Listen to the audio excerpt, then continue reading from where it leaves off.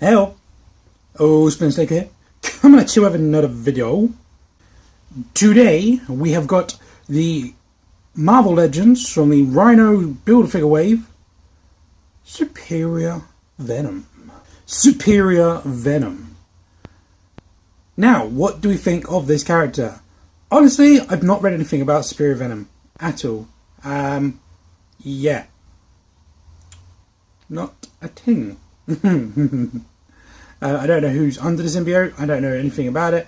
I don't know if it's Doc Ock or if it's when Doc Ock was controlling Peter Parker's body and then got taken over symbiote. I don't know. Sorry.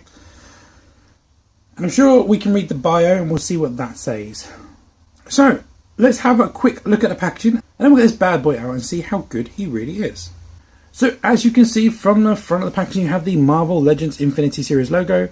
At the top of the packaging, you have the Marvel Spider-Man. At the very, very top, you have you have a Build-A-Figure Collection Marvel's Rhino.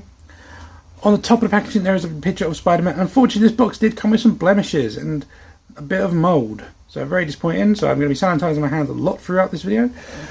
On the side of the packaging, we do have a picture of the web slinger. And on the other side of the packaging, the exact same picture. On the back of the packaging, you can see we have an obligatory product shot of the actual figure, and here are the rest of the figures in the wave. If you've been following, we have done number 6, Savage Force Chameleon, number 5, Heroes for Hire Ghost Rider, number 4, Savage Force Craven, number 3, Marvel's White Tiger, number 3 again, Heroes for Hire Misty Knight. Now we're on to number 2, Superior Venom. Do more. Oh, so excited. I know I'm saying that a lot, but I really am super excited for this guy. It's really horrible to see all the bath parts sitting there. It's like, can't put them together until I record it for you guys. And, missing 2 parts. And here we have a quick zoom in on that bio. Bonded to the black alien symbiote, Otto Xavier became the 8-legged Superior Venom. Now we know. Okay, so let's get this bad boy out of the packaging and see how good he really is. Okay, so here we have Superior Venom out of the packaging. Now, for those who have been with me for a long time, you would know I've already had this figure as a knockoff version, and I did review this guy along with the knockoff Scarlet Spider and I want to say Pete 3 and Spider-Man. Yeah, that sounds right. Honestly, can't remember. And apart from the joints being a little bit stiffer here, exact same figure as far as I can tell. I don't have that knockoff anymore. I did trade that with someone a long time ago, but it's the exact same thing. Now, I've not seen this guy floating around as a knockoff for a while, so I don't believe you can get him like that anymore. But, what do we think of this figure? Yeah, it's got some great aspects, some cool aspects, and then some disappointing aspects. So we'll go over that in a moment. Now, he does come with technically 5 accessories. The first one of which is, of course, the bath part. It comes with the right arm of the Rhino, the right arm. And, of course, we're going to have a close look at this when we do review this figure, which is only 2 videos away. Sorry. The other accessories are his arms. Now, let's go over my gripe about this figure. Okay, so my gripe with this figure is a bit of a nitpick, to be honest. It's not massive. It's just fundamental that his arms are 1, not bendy, and 2, they get fastened in this one location. You cannot move them or bend them or rotate them, and you can't even interlock them into different places. See, they've all got individual shapes at the end of each of their tentacle, so they can only go into one. So this one, for example, can only go in this hole. Can't put it anywhere else.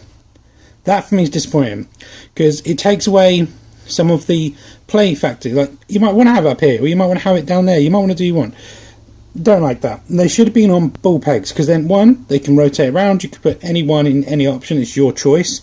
And 2, they should have a bendy wire in it, or a hinge or something. But no, they're just cheaply made. They do look really cool, and I do like how they look, but I just think they could have been better. So having a quick close-up look at these, I feel like that just made like a bit of a smiley face. I didn't mean to do that. Have a quick close-up look at these tentacles. They all have the exact same design in them, where you have some nice kind of intricate weavy lines going through. If once again I have to fight with the camera, there you go. Get these nice kind of weavy lines going through, and then there's like bits of padding or line or skin over top. I don't know. They're all like that, and they all end in his blade. And I think a little bit of like silver in his blade would be pretty cool to make it look like more of a sharp daggery thing. But yeah, they're all exact same kind of design, just with different kind of curls and squiffs. These two are almost identical. These two are almost identical in their design, just mirrored. Whereas these two are a little bit more unique. But it is cool that they did include them. I am happy to have them rather than not. I just do believe they could be better. My plan, which was, I believe I said in my knockoff review, is to swap this out for a ball peg and then be able to move them around and do whatnot. But to actually attach them, they do fit in quite nice and secure, and they do have like little barbs on the end of them just to get them in. So you see which one matches. See, this one here matches with this peg here, and you just play the old game you played when you were a little baby. Match the shape with the hole, and you win a prize. Of course, once you've done two, you can just kind of don't even have to look at the rest of them, because you know the curly ones go up top, straight ones go down the bottom. There you go. And they do stay in there quite securely. They are quite nice. They do look cool the way they come out, and even this little backpack thing looks cool. It would be cool if this was detachable. I believe you probably could get it off, but it is glued. But all in all, yeah, I mean, they're a cool addition, just they could have been done better. I apologise for the light swapping out, but I'm trying new things here to see what gives me the best contrast, trying to improve my reviews for you guys. So have a quick close-up look at this figure. You can see he does some really nice line work here on here. Most of it is quite clean. Now his eyes are absolutely truly menacing. Look at them. Now they're actually a glossy black, the eyes. It's the only part of the figure which is glossy. I'm saying that, but I feel like, yeah, it's the only part of the figure that's glossy. Now, slight blemish there. See, there's a little bit of paint on the actual eyeball, but everything else is pretty nice. The teeth also could be a little bit tidier, but again, I don't mind it. It's okay. Now, the head is incredibly slim on this, so I'm not a big fan of that. And from what I've seen online, this character is a much bulkier, or lankier and bulkier figure. So he should be like 7 or 8 foot tall, something like that. I don't know. Like I said, I've only seen some pictures. I've not read anything. I don't know. I need to read it, but I never really read that whole story arc of the Superior Spider-Man. Now, apart from the chest and the head, the only other paintwork he has is his little red bits on his forearms.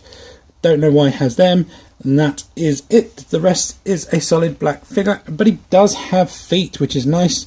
Always appreciate getting feet on figures because they're super rare, and most toy manufacturers do not bother with feet. But they are very, very nicely done. They look quite menacing, very sharp nails. Definitely needs to go and get a manicure or something. And he does have the kind of grasp hands, which we've seen on a few figures now. Having a look at that little backpack a bit closer, you can see there's some nice sculpted work in there. I wish this kind of carried out throughout the whole of the figure, but of course they're not going to do that. But it does look really, really nice. And stay tuned if we do that. You can also see the line work does kind of continue, even though I've got massive blemish there. But not massively. The front lines are definitely continue a bit better. And my just look at that. This one, yeah, that's absolutely fine. This one, no, we're going to go down here. Yeah. It's like, oh, that's where the lines start. They must go up from here. Oh, so ridiculous. The artwork on the shoulders is also pretty good. Really weirdly though, they've stopped it here almost where, they've stopped it here almost where the disc for the shoulder joint is, but the disc is before that, so they could have continued this paintwork here. But yeah, you know, it's alright. For what it is, it's alright. It just, like most things, it could be better. Now, as of course I am reviewing this figure much later than when he first came out, I can show you some interesting facts. Like, this body mould exactly has been used again in more recent wave with Lasher. This is the exact same figure, the only difference is the head, and the tentacles seem to have some different bends in it. Most notably the top two. I don't know if it's just because they're a bit differently warped. Yeah, I think basically that one is not as stretched back a bit more, and this one's stretched forward a bit more. So if I heated them up, they would probably revert back to their original states like this one. But they are fundamentally the exact same figure with a different paint scheme. Okay, articulation. So if you had a Peter Eaton Spider-Man or any of these slimmer builds, you know exactly what you're getting. But the head is on a ball disc. It can go up that far, down that far. Little bit of pivot, not a lot, and can rotate around 360 degrees. Quite nice and tight for this one. Shoulders on ball disc, they can go up that far. Now this one's very ratchety for me and very stiff.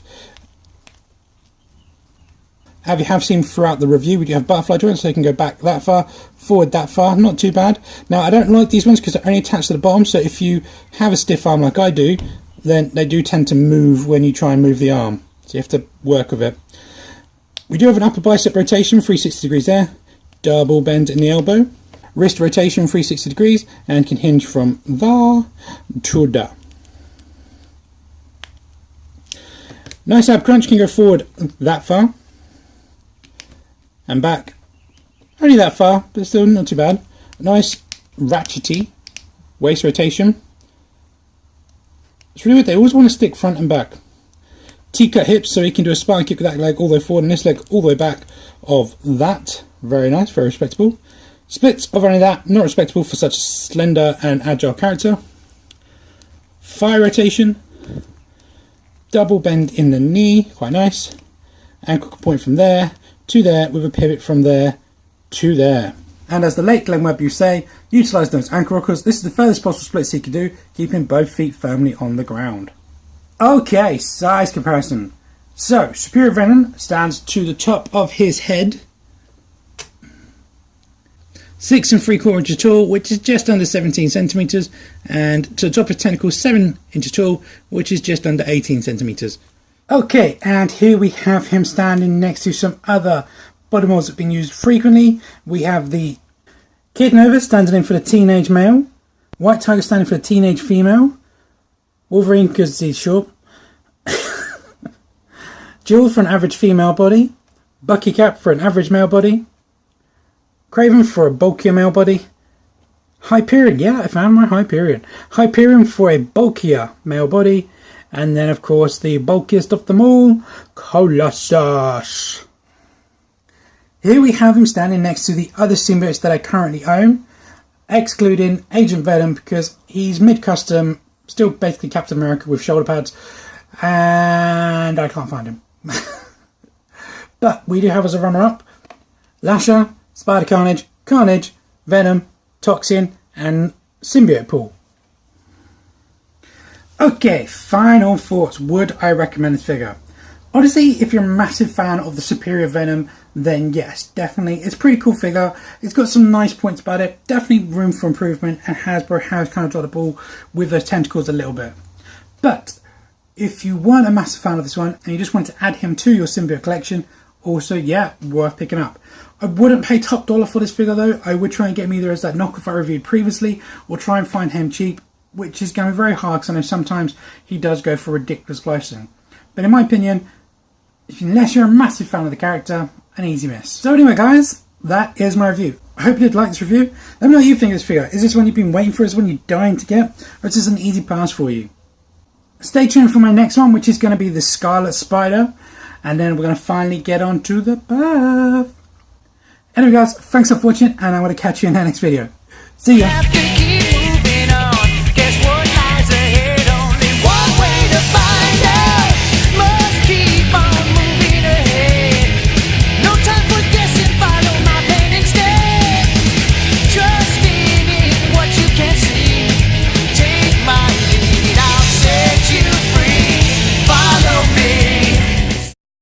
When we does